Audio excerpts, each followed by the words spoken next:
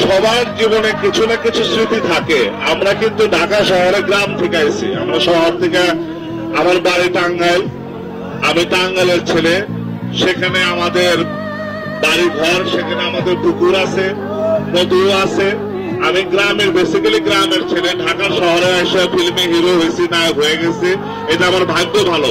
কিন্তু আমার অতীত জীবন গ্রামে কাটিয়েছি, আমি গ্রামেরই সন্তান। আমি তো গ্রামের পরশ না পাইলে, গ্রামের সংস্পর্শ যদি আমি না পাইতাম, তাহলে এত কথা আমি আপনাদের সামনে বলতে পারতাম না। ছোটবেলার থেকে তো প্রচুর সাঁতরাইছি, গোসল করছি, ঝাঁপ দিছি, মাছ মারছি।